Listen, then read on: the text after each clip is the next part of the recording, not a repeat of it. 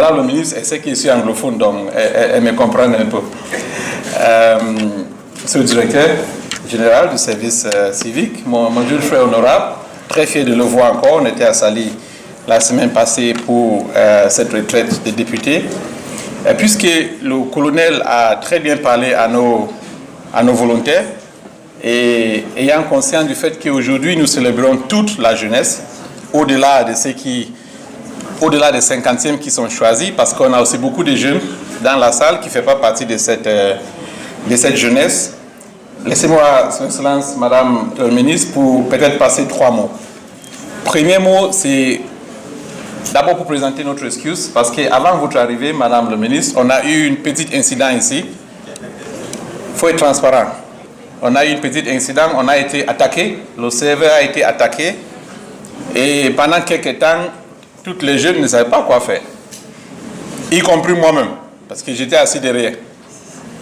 Mais il y a 2 jeunes derrière qui se sont très vite réagis et ils ont pu arrêter la situation. Et Madame le ministre, cela démontre un peu la fragilité qui vient avec l'expansion de la digitalisation et de la technologie. Et je vais en revenir sur ça pour expliquer un peu ce que nous faisons au niveau du PNUD. Donc, c'était pour présenter nos excuses au nom de tous ces jeunes qui sont là, surtout au nom de ceux qui ont organisé, nous et votre directeur, pour présenter nos excuses à vous. Je l'ai déjà fait à tous les jeunes qui sont là-dedans. Le deuxième message, c'est pour vous remercier aussi, Madame le ministre, parce que j'ai vu le ministre il y a de cela quelques mois, quand il venait d'arriver au pouvoir, et j'ai directement senti en elle quelqu'un qui ne voudrait pas faire les choses du papier, puisqu'elle me l'a dit directement. Monsieur Njoya, je veux l'action. En fait, on est venu même l'accueillir dehors, elle m'a dit, mais Monsieur Njoya, je vais voir les données, je vais voir l'action, les résultats. Et puisque je couvre aussi 24 pays dans l'Afrique, je peux vous assurer, ces jeunes Sénégalais, ce n'est pas dans tous les pays qu'on a une ministre qui se bat, qui ne veut pas avoir les gros discours, qui veut beaucoup d'actions pour pousser un peu son avenir. Et pour cela, je voulais vraiment vous remercier pour tout le travail que vous avez fait depuis votre nomination. Et ils nous ont dit qu'on a, j'ai entendu le panéliste qui était là, les panels qui étaient là, ils nous ont dit qu'on a 70% de la population sénégalaise qui a moins de 35 ans. 75, voilà. 75%.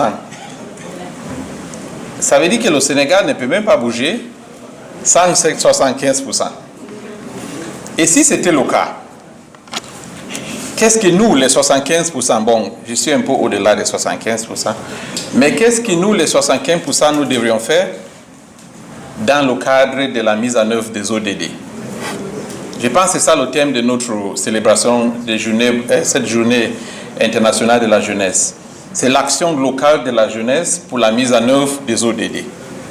Et si la jeunesse fait 75% de la population sénégalaise, quel est le rôle donc de cette jeunesse pour pousser un peu la mise en œuvre? Et je pense que voilà un peu tout l'essence d'avoir ce genre de discussions.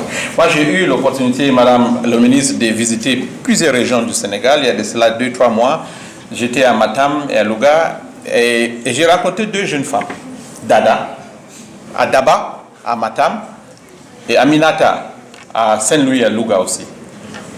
Et dans ce qui fait ces 2 jeunes femmes, j'étais un peu rassuré.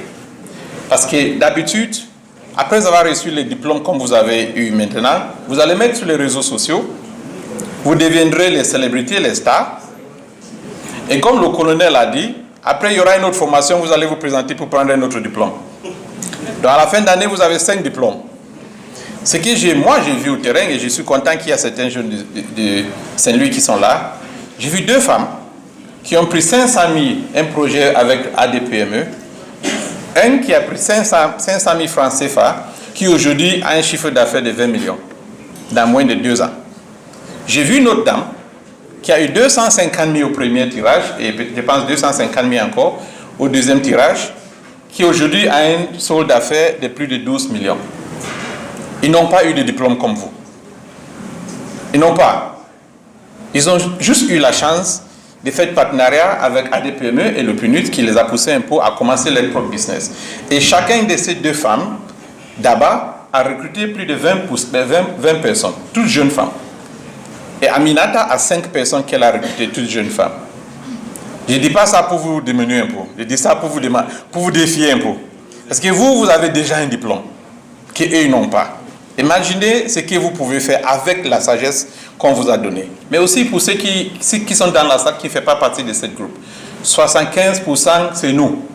Ces chiffres-là, ce ne sont pas les chiffres, ça nous représente. Et en tant que la jeunesse dans ce pays, presque toute cette sous-région vous regarde.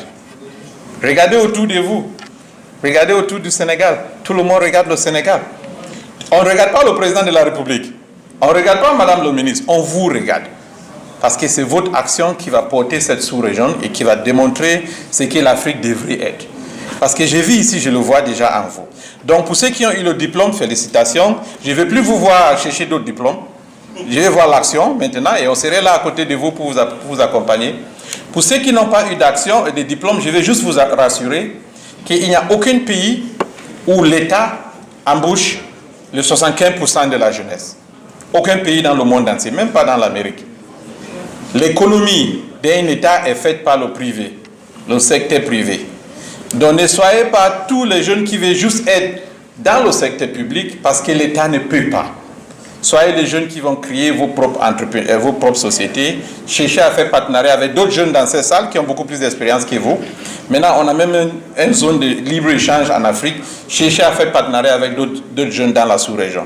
Surtout, ce que Madame le ministre m'avait dit, cherchez à faire à ce que vos frères, vos sœurs ne regardent pas les bateaux comme une voie d'exit, mais de regarder plutôt la mer comme une opportunité bleue, comme une marché bleue à utiliser pour faire grandir vos pays.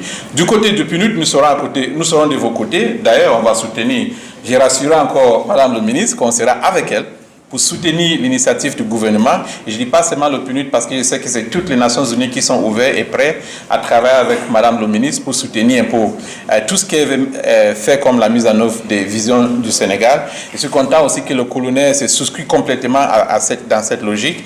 Mais j'espère, chers jeunes frères, que vous n'allez pas rester jeunes. Parce que regardez-moi, je n'ai plus de chevaux, j'étais jeune. Maintenant, je n'ai plus de chevaux.